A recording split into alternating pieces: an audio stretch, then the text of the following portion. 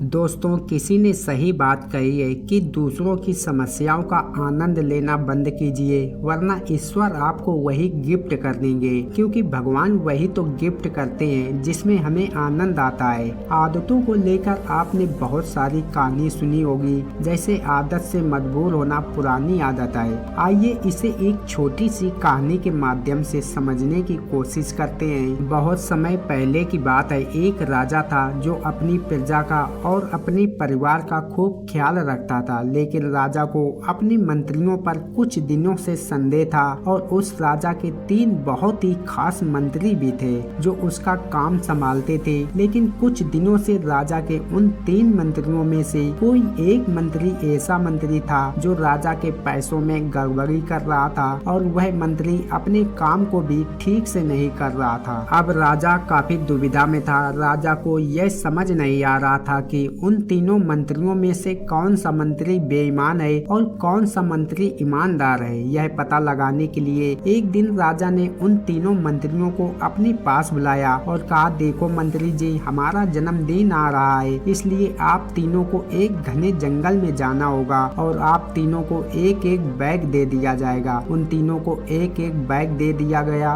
और उनसे कहा गया, तुम तीनों को अलग अलग घने जंगल में छोड़ दिया जाएगा। उस जंगल में तुम लोगों को फल के पेड़ को ढूंढना है और अच्छे अच्छे और ताजा फल से इस ठेले को पूरा भर कर लाना है और तुम तीनों के पास सिर्फ आज शाम तक का ही समय है। राजा के कहे अनुसार वो तीनों मंत्री को जंगल में छोड़ आए। उसके बाद वह तीनों मंत्री जंगल में आ गए। उसके बाद पहला मंत्री बहुत ही ईमानदार और मेहनती था, तो उसने राजा के लिए बहुत सारे अलग अलग और अच्छे और ताजा फल से अपने ठेले को पूरा भर लिया। लेकिन उसे यह सब करने के लिए बहुत मेहनत करनी पड़ी। उसने अपना काम पूरा कर लिया था और बहुत थक चुका था और उसने अपना काम ईमानदारी से भी किया था। अब दूसरा मंत्री जो था वह बहुत ही चालाक था। उसने सोचा कि राजा के पास इतना समय थोड़ी है कि वह यह सब जांच करे कि मैं अच्छे फल लाया हूँ या खराब। तो बिना ज्यादा मेहनत किए उसे जैसे ही फल जमीन पर पड़े मिले, उसने वह अपने ठेले में रख लिया, बिना यह सोचे कि वो अच्छे हैं या खराब। जो उसे जमीन पर पड़े फल मिले थे वह बहुत ही ज्यादा खराब थे और वह आराम से पेड़ के नीचे बैठ गया। अब तीसरा मंत्री जो था वह बहुत ही ज्यादा बेईमान और आलसी था। उसने सोचा कि राजा सिर्फ ठेले की लंबाई और वजन ही देखेगा, यह नहीं देखेगा कि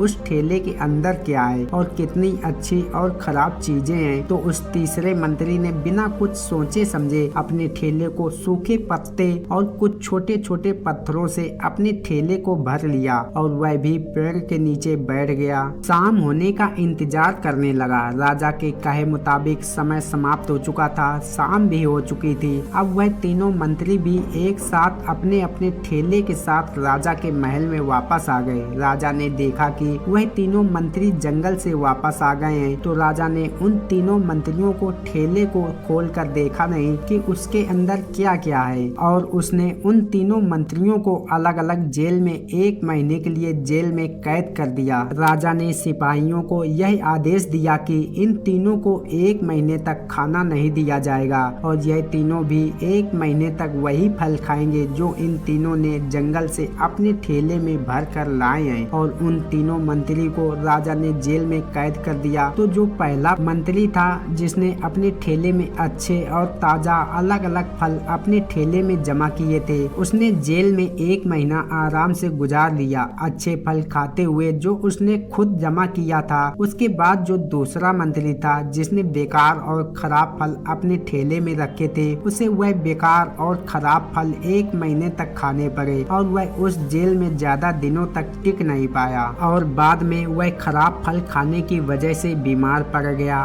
और उसकी तबीयत खराब हो गई। अब जो तीसरा मंत्री था जो बहुत ही बेईमान और आलसी था, जिसने अपने ठेले में सिर्फ सूखे पत्ते और कुछ छोटे छोटे पत्थर भरे थे, क्योंकि उसके ठेले में खाने के लिए कुछ सूखे पत्ते और कुछ छोटे छोटे पत्थर ही थे। तो वह 1 महीने तक क्या खाता और तभी उसे अपनी बेईमानी और आलस पर पछतावा होने लगा कि शायद मैंने उस दिन थोड़ी मेहनत करके इस ठेले में फल रख दिए होते तो आज मेरा यह हाल नहीं होता। और वह बिना कुछ खाए मंत्री जेल में 2 दिन के बाद उसी जेल के अंदर ही भूख के कारण मर गया। तो दोस्तों इस कहानी से हमें यह सीख मिलती है कि हम जो आलस और बेईमानी करते हैं, बेईमानी मतलब अपने ही काम में अपना कुछ नहीं करना, अपना मन नहीं लगाना और खाली बैठे रहना, तो उससे आज तो हमें कोई फर्क नहीं पड़ता। आज तो हम अपने काम में आलस करके आराम कर लेते हैं, लेकिन कल भविष्य में कुछ दिन के बाद हमें उस पर पछतावा होता है। आपने बहुत से लोगों को यह कहते सुना होगा कि काश उस समय पर मैं ऐसा कर लिया होता तो आज इस इंसान की जगह मैं होता, लेकिन उस समय पर उन लोगों ने आलस को अपनाया था, इसलिए वह आज जहाँ थे वहीं हैं, और जिसने मेहनत को अपनाया था वह इंसान अपनी मंजिल में आगे बढ़ गया। तो अपने काम के साथ बेईमानी और आलस बिल्कुल भी मत करो, उसके बाद तो हमें पछतावा के अलावा और कुछ भी नहीं मिलता। ये जो समय है ना, जिसकी कीमत कोई नहीं लगा सकता है। हम लाखों रुपए देकर भी अपनी जिंदगी का एक मिनट भी वापस नहीं ला सकते, इसलिए इस समय का सही उपयोग करो। समय की एक अच्छी बात है और एक बुरी बात है। अच्छी बात यह है कि हम उसे किन चीजों में गुजारते हैं यह हमारे हाथ में होता है, और बुरी बात यह है कि समय गुजर जाता है और सभी के पास दिन में 24 घंटे होते हैं, गरीब के पास भी और अमीर के पास भी। बस यह हमारे हाथ में है कि हम उस समय से क्या नया कर सकते हैं। तो अपने एक एक पल का हिसाब रखो कि हम उन्हें किन चीजों में गुजार रहे हैं। तो अगर आप इस कहानी को और भी लोगों तक पहुंचाना चाहते हो तो इस वीडियो को लाइक करो, ताकि वीडियो को और भी लोगों तक पहुंचाया जा सके।